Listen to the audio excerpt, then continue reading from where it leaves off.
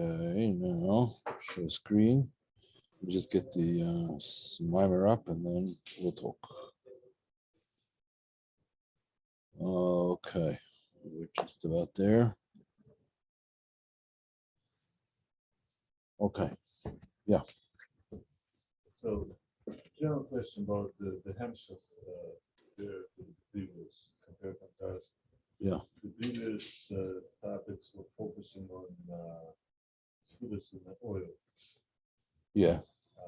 Now it seems to be we're going the opposite direction, focusing on the kelim make the changes. It sounds almost like the Raman. Yeah, I hear. Yeah. All right. Let me. So the question was, for those of you who didn't hear the question was, previously we spoke about the Indian of the spheres in the oil. Now it seems, yeah, please go ahead. Now it seems like we're going to a different shita, and we seem to be following somewhat the shita of the Ramak, that it's the kalim that make the sphera, because the kalim give the character to the oil, so to speak. Now, I don't think that that's the direction that it's going, and we'll see how it develops later on. But suffice it to say that what the Rebbe is driving at over here is how things began in the Esestris Agnuzois, and now they're going downwards. In other words, in the Esestris Agnuzois, we're only talking about the union of the spheres in the oil, right? In other words, in the oil and salt before the Tzimtzum. After the Tzimtzum, in the Hamshocha, when in the Kav, these are all very complex concepts that maybe you haven't come across yet. But the spheres as they are in the Kav, that's called the Esestris Binah. In other words, the spheres over there don't have a particular character. They're not defined yet in the way that we would normally define a sphere. But when we get already the spheres of Atzilus, of the world of Atzilus, there are four immanent worlds called the world of Atzilut, the world of Bria, the world of Yitzir, the world of Asiya. And in those lower worlds, in the worlds from Atzilus downwards, you have Orot, Oris, and Kalim. You have lights and vessels. So there we have to look at the concept of the Kalim as well, right? And what the Kalim add to the whole, essentially what they add to the whole picture. So that's where we're actually holding now, and I just have to find the place where, if you're in the Sefer, the new print of the Sefer, we're about three lines from the top in the middle of the line. V'gabe chochem gadol. That's what it says. V'gabe chochem gadol. Now I just have to find that in the online version. Yeah,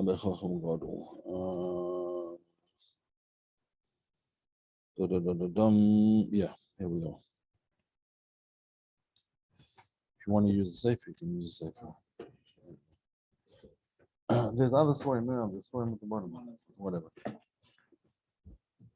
There's Sforim over there at the bottom in the shelf. Okay, so we're now at the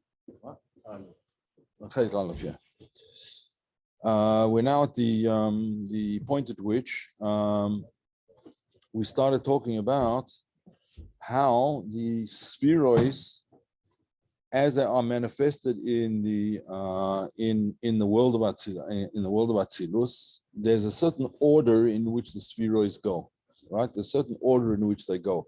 We're talking here about the spheroids as they're manifested in the world of Atzilus, with Oiros and Kalim. But there's a tremendous difference between these spheroids, and this is what he's explaining now. Up until now, he's been really dealing with the sphera of chochmah, and that's what we're going to continue with, that the sphera of chochmah is first manifested as a nakuda, as a point, right, rather than, as we'll see later on, rather than binah, where binah is manifested as it's on Daf Lamed Gimel, I think it is, if I'm not mistaken, probably where the place marker is, no?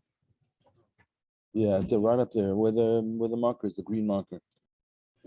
Yeah.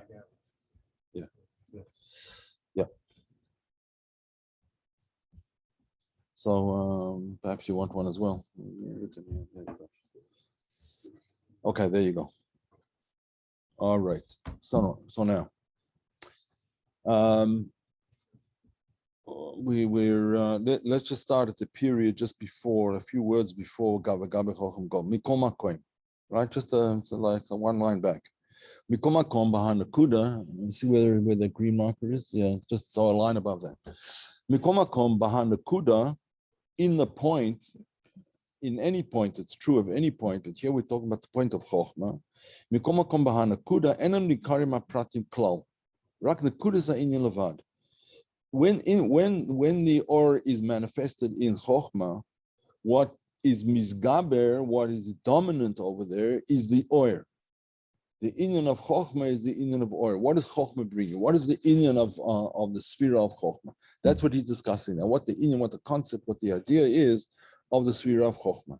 The main thing about chochmah is called Reshis Hagilui, the beginning of revelation. Reshis Hagilui, right? It's the beginning of revelation. But as any beginning, it begins with a point. And that point is not misparshet, it doesn't spread out yet, it doesn't have dimensions. A point always in mathematics as well as in Kabbalah and Chassidus, a point is something that doesn't have dimension per se. In other words, the Ike Inyan of Sriyas HaChochmah is not the Kli of Chochmah. The Ike Inyan of Chochmah is the Or of Chochmah.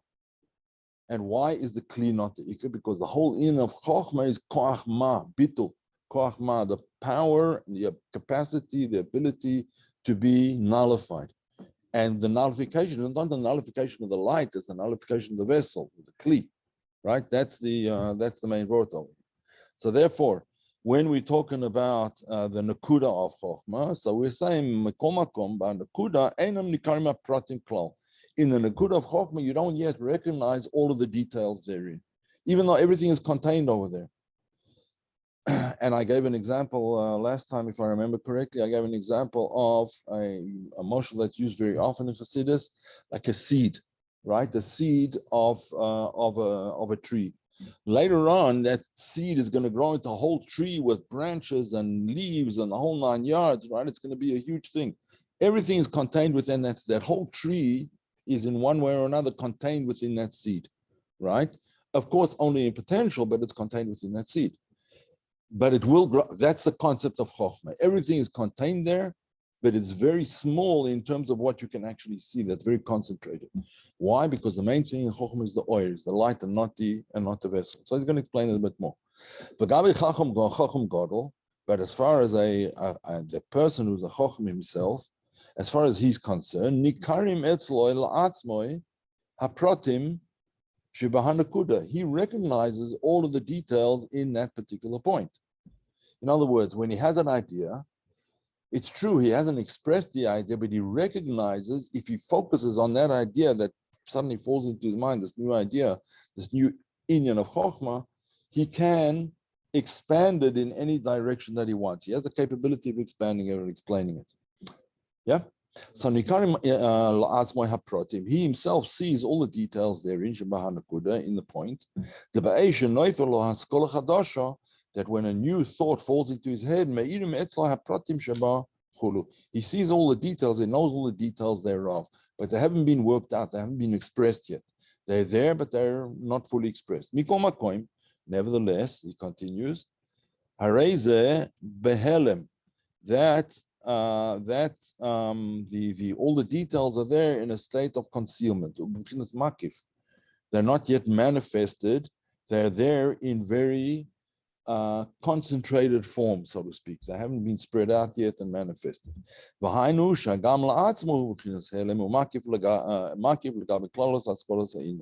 Even for himself, they are somewhat in a state of concealment because they're concentrated. Like just as you have, a drop of concentrated, whatever it is, what do we have with, that's a concentrated juice of some sort or another, right? You pour in a couple of teaspoons of it, and that's enough to make a whole cup of whatever, right? It's very all there, but it's very concentrated. It's not yet spread out yet. So the same thing with a chochem. He has the nakuda. He has the potential to spread out that nakuda everywhere, but nevertheless remains a nakuda. So nakuda is aseichel asichli ravad, and that's called the point of the intellect. Zeu vadai she'en sham klal ribo oisius b'metzius. There are as yet no letters to express it. It's not yet expressed in letters. Usually a chochmah, and this is actually a very interesting thing in terms of learning, there's some people that learn in pictures and there's some people that learn in words. When you learn in words, it's all linear. You can't hear all the words at the same time. You have to one word after the other, and they learn linearly. A big chocham has learned to take the whole thing, to focus the whole thing at once, and he has it as a picture. Now, there are people that can do this, and I know many people actually, they say that the Rebbe was basically, this is how he learned things. He looked at the whole page all at once, right? He didn't look at the word. I would say you look at a daf Gemara, we would see one word after the other, and you have to explain to yourself what this word means, what that word means, and so on, and then there's a sentence and so on. But great Chachomim can see the whole page at once with the Rashi and the Tosfos and everything all at once. It's all like one picture, right? And the same thing when you're thinking about a concept. If you're thinking about it in your own mind, you usually think of it, at least I would imagine that's the way it is. You think of it as an image rather than as a sentence or a line or a speech of some sort, right? In other words, you see it as a whole and not as a linear thing. That's how chochmah is different from binah, because binah is linear. Chochmah is an akuda. That's why in the representation of chochmah, it's represented by the letter yud. It's the smallest letter of the alphabet, just a point. And binah is represented by a hey, right? Yud Kei Vav Kei, the hey represents binah because the hey has 3 dimensions. It has the top, from side to side, from top to bottom, and the depth, right? That's the union of the hey of binah. So again, is not expressed in words, but metzias v'gam lo haribo inyonim shebahem islamish inyan sichli. And they also all the inyonim are not yet expressed fully, the inyonim of the seichel. V'hu inyan dakus hakli, and that is what is called the refinement of the vessel. The vessel in chochmah is still in a state of refinement, and therefore the main thing that's dominant is the oir and not the kli. The kli is just a very refined kli. In other words, it's completely transparent kli and of very small dimensions, so that everything in it is completely concentrated. Okay. All right. So, everything is there in a state of very refined and very elevated state in chochmah. But when it comes to hasoga is the concept of binah, shenitfas bahar by oisius, that then it's grasped in many letters. In other words, many letters making up many words, making up a whole concept. You have to explain it, and it takes a long time to explain, and it's all done linearly, one word after the other. All of them are grasped and understood and so on. That's binah. But what happens then? Misma'et ha'or harbe. The light is far less. In other words, the original flash of inspiration and the idea is not nearly as powerful as it was in the original flash, the way it was in chochmah. Now it's much more. It's expressed in all of its dimensions, so to speak, and therefore it is reduced. The light is reduced and the vessel is increased. The more, he's going to bring a very nice motion for this in a minute. The bigger the kli, the less concentrated the ore, and therefore the less bright the ore, right? The light is much less bright when it is spread out, as we know. As the light spreads out more and more, it's much less powerful. Okay, so this is what he's going to explain. And we can see this in a practical sense. We can see this with our own senses. The bahasog of havona, when it comes to understanding something, even though a person understands the concept even more, in other words, he understands it very clearly. The refined aspect of the light becomes hidden. The refined aspect of the idea becomes hidden in all the words, right? In all the concepts that you have to explain. That's why it can happen that sometimes when a chochmah is giving over a shiur, he can forget the main point. Let's not talk about other reasons that it might happen, like he's have a bottle or whatever is getting past the past due date, kind of thing. But But it can also happen because he gets like lost in the hispashtus, and he has to get back to the nakuda. He has to think for a minute. Has to stop and think, like, where was I going with this? Like, what's the what to get back to the main point, right? Can happen. Just translating a book now, and he goes on a digression of like I don't know, 10 pages, 15 pages. That's just, by the way, we to get back to the main point, digression. Yeah. Okay, so that can happen in binah, but in chochmah that doesn't happen. Yeah, the Gemara is also written in that style. Yeah, it's true. The Gemara is written in that style. It meanders, let's put it that way. But the Gemara is binah. That's like the whole inyan of the Gemara is to develop a person's analytical capacities. And analytical capacities are the concept of binah. Binah is analysis. Chochmah is inspiration, right? Mishnah is much more chochmah. It's much more. It's all concentrated in the Mishnah. It's a very good example, right? Mishnah, it's all concentrated in the Mishnah, and the Gemara teases it out into pages and pages and pages on this one Mishnah. Yeah. Okay. So now in the brackets, now he's going to speak about another thing. He puts it in brackets, but it's a very interesting point. Which is better?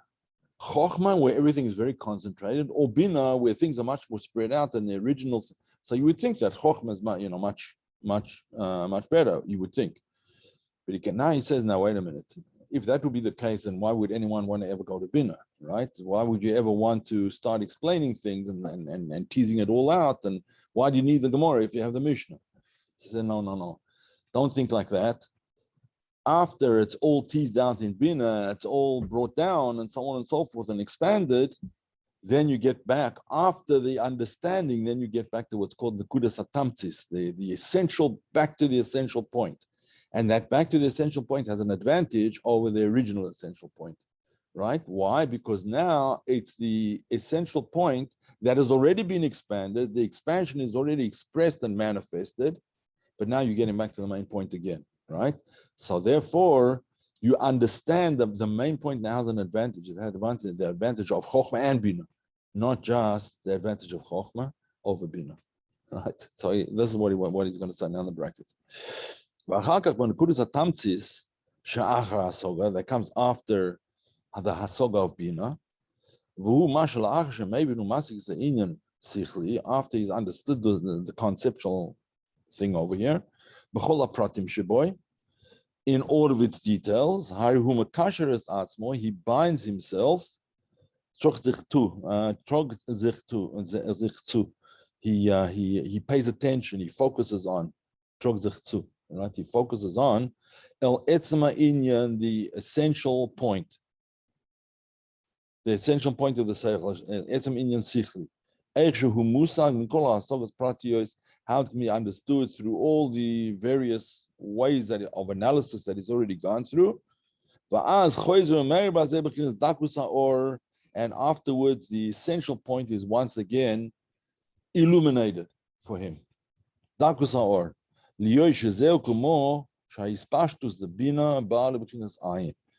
how binah afterwards returns to the ayin.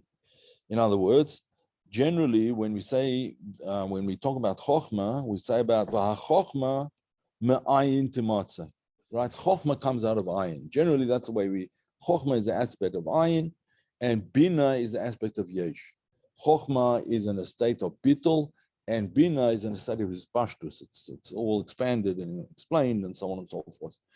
To put it in human terminology, chochmah is the drop of seed, the drop of semen, right?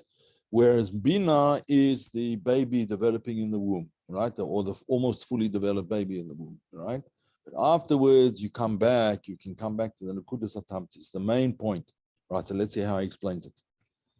The hispashus of binah ba'al bechinas ayin liyos bechinas nekuda levad. It returns once again to the state of nekuda. Shenishtal bazeh ha'orich v'roichav. That all the length and breadth of understanding and of analysis that we had before is now sort of disappears. It all returns back to the original point. This is the statement of the Sefer Yetzirah. Sefer Yetzirah calls it chachem bebina. You have chochmah within binah. You have binah within chochmah as well. Yahavim b'chochmah, v'chocham b'binah. Right? So there's chochmah in binah, and binah in chochmah. So after binah has done its job, it comes all the way back to chochmah, and that has an advantage over stam chochmah. There's an advantage over stam binah as well. But in any event, nevertheless, even after we've explained this concept, it's still not, even when you get back to the main nakuda, the nakuda satamtzis, the essential point, still not the same as it was in chochmah, because it is somewhat reduced. It's been reduced by its expansion. The nakuda satamtzis, that in the original point, the nakuda satamtzis, ba or sichli b'murgash. I'm sorry, nakuda satamtzis, the after bina. Right after it's gone through bina, it returns again to the nekudas hatamtzis. Nimtza haor ba haor sichli b'murgash u'metzias yoser. It's more felt and it's more experienced than it was originally. In other words, when a person first had that flash of inspiration, that flash of insight, right? At that point in time, in order to be able to grasp it, he had to be bebechinas bittul. He had to nullify himself to try and grasp it again, to hold on to it so that it doesn't disappear. Because you know what happens very often when you have a flash of insight, it disappears quickly, right? Okay, but if you hold on to it and you start to expand it into the kalim of binah and so on and so forth, then good. But when you come back to it, when you come back to the original point that you started after all the analysis, nevertheless, it's not quite the same as it was in the original flash of insight, because there's a concept of murgash and metzius. It's felt and understood. For those of you who are trying to follow, and maybe you don't know the page, we're on page Nun Hey, page Nun Hey in the old version, and I think it's page Lamed Gimel, if I'm not mistaken, in the new version. What's it over here? No, I'm sorry, it's not Lamed Gimel, it's Ayin Aleph. Yeah, it's Ayin Aleph in the new version. Yeah, okay. All right. It's Perek Lamed Gimel. I think that's where we are. Perek Lamed Gimel, Lamed Aleph. Which Perek are we on here? Huh? Lamed Gimel still, yeah, Lamed Gimel. It's a Perek which it's a long Perek, and a Perek which needs a lot of explanation. So we're still on Perek Lamed Gimel. Yeah.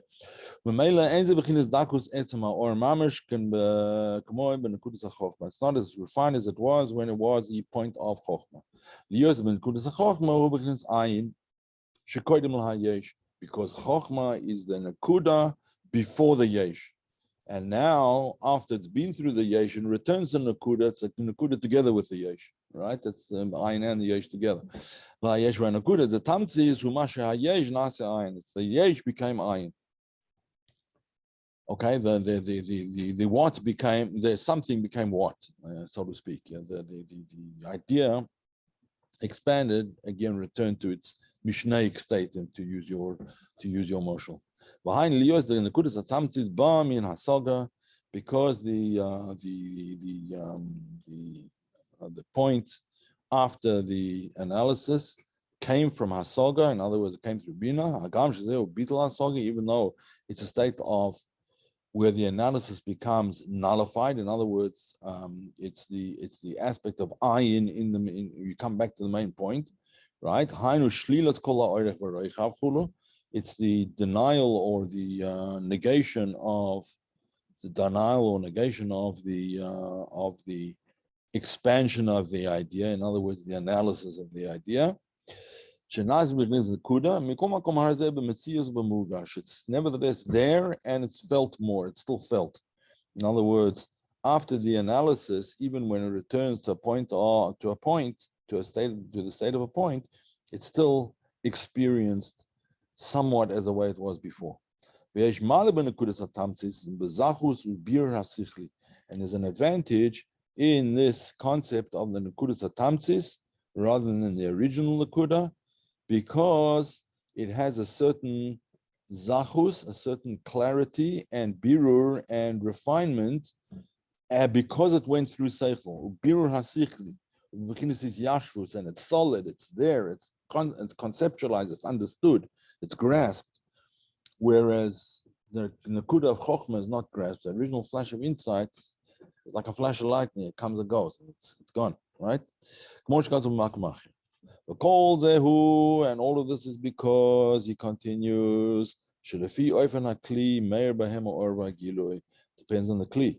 The bigger the kli, right, the less the gilui. What's the kli? What's kli?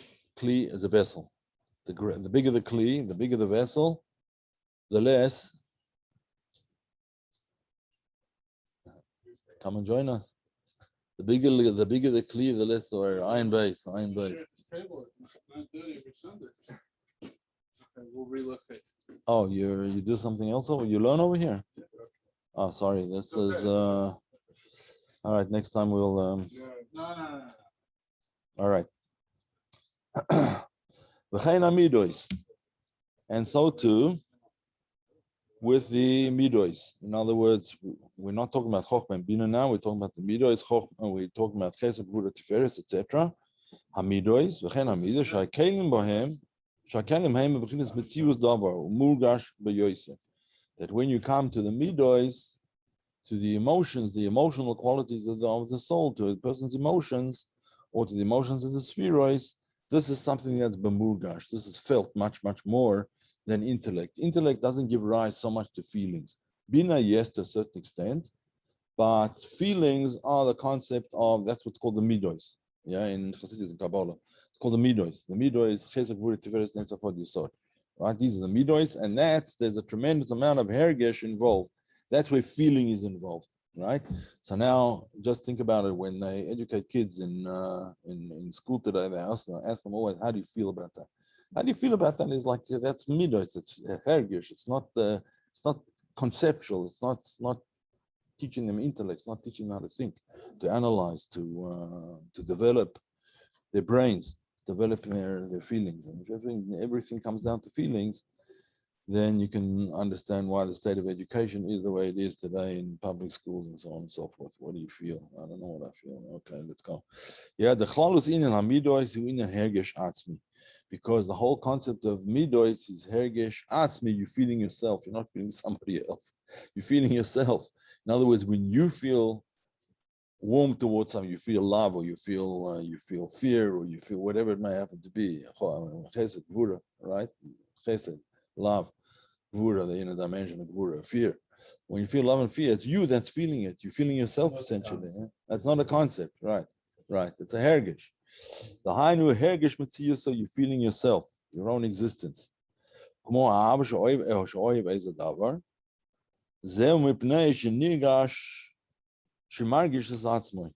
He's feeling himself. And he feels that it's good for me. If you like something, you have a liking towards something.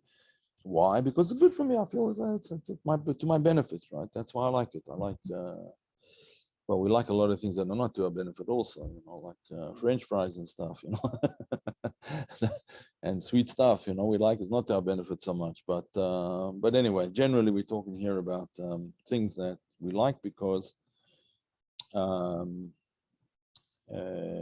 feel the feeling of love towards it, or we like it because it's good for us. So too with yira. What are you feeling? You're feeling yourself. Right? We feel the thing's not good for me, therefore I'm afraid of it. The bilti hergesh atzmo that if you couldn't feel yourself, your emotions wouldn't be aroused at all if you weren't there. Right? The emotions wouldn't be aroused. That's why you find with very big chachamim, it takes a tremendous amount to shake them and to make them to arouse their emotions. I just was reading a story. Ramendel Futafas was a yid that went through tremendous suffering in camps in Russia and so on and so forth. He was imprisoned for the terrible crime of being a religious Jew. And he was incarcerated in these camps with Stalin, whatever. So two stories about him, just to show you what kind of a person this was. They tried to keep the prisoners isolated from each other.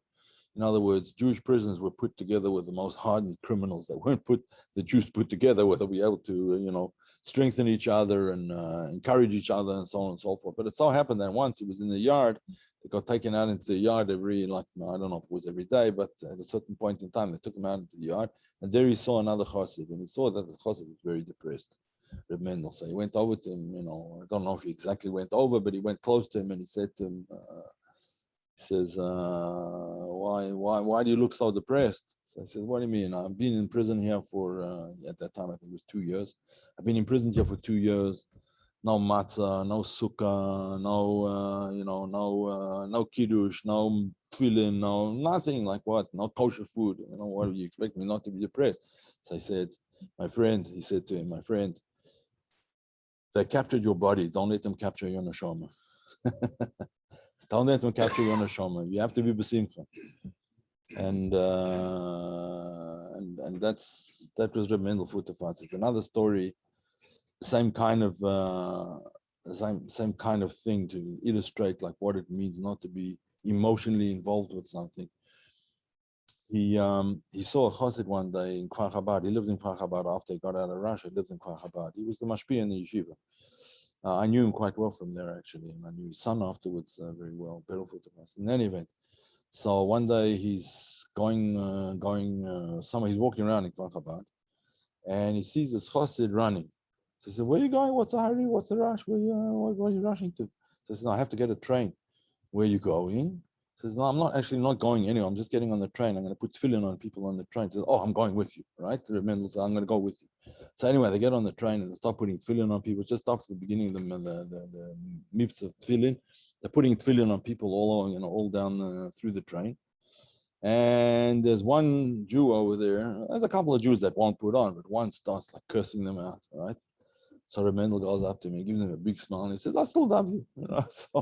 So then he started cursing me out even more, right? He got really pretty sharp with his. And Reb Mendel just stood there and gave him a big smile, and he said, "I still love you." And then happened a third time, but this time the guy was like boiling. He almost burst a blood vessel. He was. And Reb Mendel patted him on the back. He says, "Okay, I still love you." He said, "Okay, I'll put on tefillin." And he did. He put on tefillin, and then he told his story, a very sad story, but he'd been through tremendous suffering and so on and so forth, and he was angry with Hashem. That was, anyway, whatever. So that's the concept of middos. The person is involved in, it's him. He's measuring out himself. Midah means medida. He's measuring out himself into a kli, so to speak. So it's experiential. In any event, the latest middos min hadas, as we know, that the middos are born from das, from the sphere of das. So it goes chochmah binah das. If we count keser, we don't count das. If we count the transcendent powers of the soul, we don't count das. If we count das, we don't count keser. So we're counting das over here. And das is, what does das correspond to? It corresponds to the idea of consciousness, or what he's going to explain is hergish, feeling, right? Feeling. Das is also connection to things, the ability to connect, to focus. Dafka. Das dafka. Shu inyan hergish. The das is the whole concept of das is hergish. Das is the memutza, it's the in-between point between the intellect and the emotions, right? It connects the intellect and the emotions. That's das. So it has a little bit of each, but it's a concept of hergish, the concept of feeling. The gam shemevin besichloi, and even though a person understands intellectually how that a thing might be good, if he has no connection to it at all, that he doesn't feel much about himself. In other words, he doesn't feel himself at all. And so that will make him want a thing. He's not going to be aroused at all by such a thing. He's not going to be aroused at all, because he has no shaykhs to it, he has no relevance to it. And this is an interesting idea as part of avodah, actually, a part of our attempting to raise ourselves up a little bit. There was a certain chassid named Rabbi Kusia Leffler, was a chassid of the Alter Rebbe. He was known to be quite a. He was a big oivet. He was a big oivet and a big masculine. Rebbe Kusi Lefler. One day he was at a Farbrengen, and they'd been Farbrengen for some time, and someone brought in a pot of cholent stew, right? A pot of cholent, and he put it in front of Rabbi Kusil Lefla, who was Farbrengen, and there was other Hasidim sitting around. So Rabbi Kusil grabbed a hold of the pot, and so the other Hasidim wanted to take some of the cholent, so he keeps on moving the pot away. Every time someone wants to take a bit of cholent, he moves the pot. And then they start yelling at him, right? Put down the cholent. We want to eat something. We've been drinking alcohol, and we need to eat something. They're taking l'chaim. So he takes the pot and he throws it into a pile of garbage, or he throws it into the garbage. Everything empties out the pot in the garbage. Just after that, the butcher runs in and says, "Wait! They used the meat. They used the wrong meat by mistake. There was a meat that was a shala of treifus, and they used that meat for the cholent. It was a mistake. I only just found out about it now, and don't eat it." But it was already in the garbage. So Rabbi Kusil, you become a Bal Ruach HaKodesh. You have Ruach HaKodesh now. You're a holy man now. And I wanted to start hitting. So I said, wait a minute. And I said, the reason that I did is not because I Ruach HaKodesh. The reason I threw it in the garbage is because I trained myself over many years that if there was anything that I had a desire for, I wanted a lot, right? If there's something that I really wanted, I wouldn't have it. And as soon as the cholent came in, I really wanted it, right? So I thought, wait a minute, there's got to be something behind this here. This is not good. And when I saw that everybody else wanted it as well, I knew there was something wrong, right? There had to be something wrong with it. With such a strong desire after we've been Farbrengen for a few hours already, after davening, Shabbos morning, it can't be, this can't be right, right? And that's why I threw it in the garbage.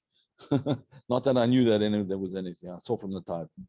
Anyway, so that's the concept of emotions. Emotions pull you towards something. Yeah, that's what emotions are. Okay. The fee, where are we holding here? A person's not going to be aroused to love something that he hasn't even thought about. It doesn't come into his universe. It doesn't have his das involved. The fee should call in middos, that the whole concept of middos are not aroused, they're only aroused through the person feeling himself. If he doesn't have any self-awareness per se, then he doesn't have any middos of the things that pull him towards something else. Lavad middos atzmim. Of course, what about a tzaddik? What about a tzaddik who's conquered his middos, so he doesn't have middos? Of course he has middos, but there he has middos atzmim. Right, there is a middos of the etzem in the shoma. It's different. They're not middos. They're not emotions in the usual sense of the word. They're powers and qualities that he has in his neshama, but they're middos atzmim. They're essential. They're not incidental. Levan middos atzmim v'tivim she'enam ba'im mitzad ha'seichel. These don't come from the seichel. V'lo mitzad hergesh atzmoi. They don't come from the feeling of self. Ki mipnei shezeh atzmoi u'mehusa. That's who he is. Right, it's who he is. The ahavazois he bechinas ratzoin v'lo ahava. It's ratzoin, it's will rather than love, right? And actually, one of the lashonos of ratzoin is the root of the word is aleph beis hay ava, right? Ava. The root of the word ahava is ava, which comes from the word ratzon is. So it means ratzon. The root word means ratzon, will, right? When the will is very powerful, then it functions as a type of ahava. You could say it's an ahava atzmi, right? So that's what it is. The middos ahava he lo shahadav ha'ahuv hu me'atzmo mehusay. The thing that he wants when it's regular love, the thing that he wants, it's not from his essence. Ki mipnei shahadav toivloi. But rather it's because it's beneficial to him. He wants it. And it comes about through he's feeling himself. But when it comes to essential love, and that's from the will.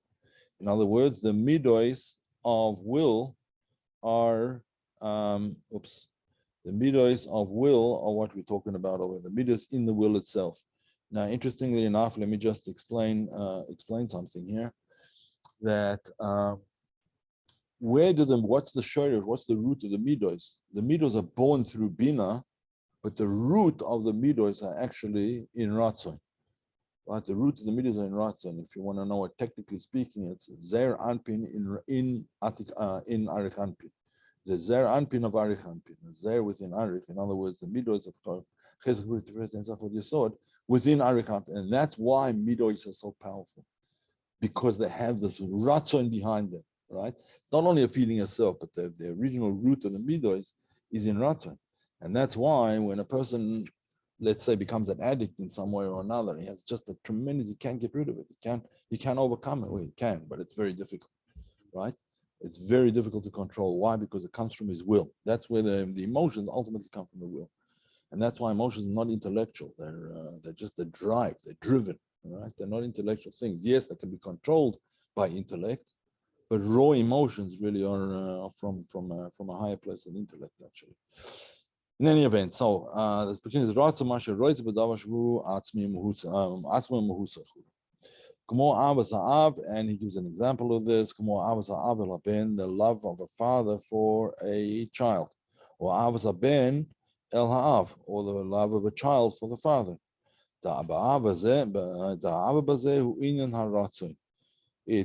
It's an essential thing. It's love that comes from the will. Mashu Atzmoy Muhusoy. A child loves a parent not because he thinks about it. Well, my parents are good for me and they buy me all these toys and things like that. Whatever. It's a natural thing, right? That's where it came from. It's his root. So it's beli tam v'das. Klal. And therefore, Ratzon is toifes ba'atzmus. It grasps the person's essence.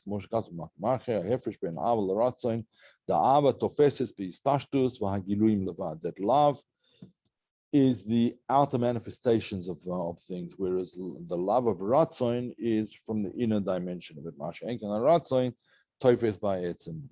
Will grasps the essence. The love of a lover for the beloved. And when we're talking about love that is dependent upon some circumstance or other, the sibas ha'ava hu b'pnei mashpia loy.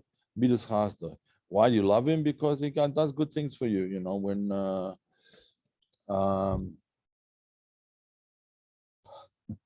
I don't want to say it. Maybe it's not the right. No, I won't say it. Okay, but when someone does nice things for you, whatever, then you like them, right? When they do nice things for you, you like them. When they stop doing nice things for you, you don't like them so much anymore. That's just the way it is. Okay. Yep. I keep on getting these messages coming up on Facebook. It's my wife's computer. Facebook messages keep on popping up. Okay, whatever. All right. Or because you see this person as a lofty person. You have to think about it and see what it is that he's actually giving you, what's he doing for me, and so on. And then once he's thought about that, then he feels, then he feels the love, so to speak. Or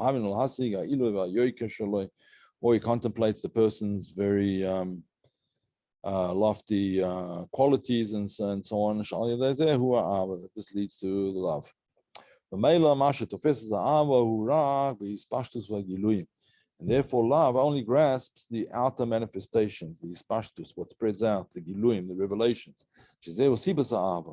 That's the reason for the Abba initially. I gotta switch off Facebook somehow. All right, whatever. Yep, my wife's Facebook is on, it seems. All right. Where are we holding here? By his pashas v'giluim shezeh u'sivas ha'ava b'zehu miskasher b'nidbak, and that is what he cleaves to. The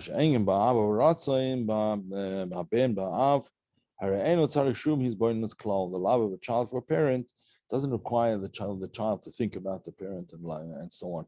Now, I don't know, maybe this has gotten weaker over the years, but certainly when you see the letters of the Frierdiker Rebbe, in Tafshin Pei Aleph, Tafshin Pei, Aleph, Tafshin Pei Beis. The letter, the after the Rebbe Rashab passed away, he passed away in Tafshin Pei, and Beis Nisan, and the Frierdiker Rebbe, you just see from his letters like how he's just missing his father. It's just the unbelievable love that he had for his father, and like he signs his letters, Ben Adoni Avi Adoni Moiri, and so on and so forth. Just he's a nothing, only his father. It's just an amazing thing. In any event, because the will and the desire for his parent, his father, does not come because the father did good for things for him. Of course, he didn't do bad things for him, but that's not the reason. It's an ava atzmis. It's something that's innate. Yeah, because he's the father, something special. Ki mipnei shu avi, but because he's his father, that's why he loves him.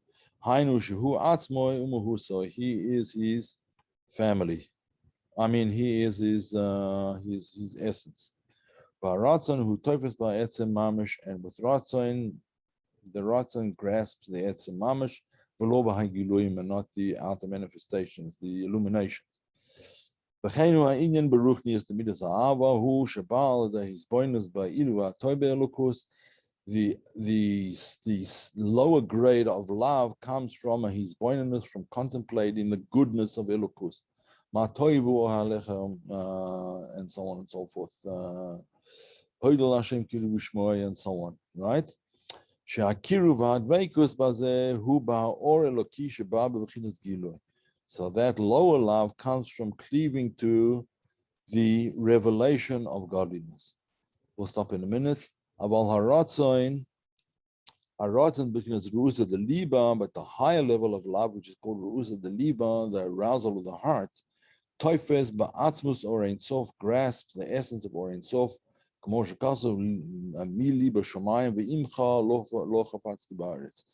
else do I have in the heavens, and besides you, who do I want on earth? In other words, complete devotion to Hashem. That's called Ru'usa de Liba, the love of Ru'usa de Liba. He doesn't want the oiris, he doesn't want the giluim, he doesn't want the illuminations, right? Nor dichalain, he only wants you. Yeah, I don't want your Gan Eden, I don't want your Elam Haba, I want only you alone. That's the Mahayom from a couple of days ago, Alter Rebbe. I only want you. So that's all he wants. I want you alone, right? That's all. Nobody else, nothing else. I think maybe we should stop. Maybe we should stop here. It's already 10 o'clock. We'll stop here. Okay, shkar to you all. Stop sharing. End.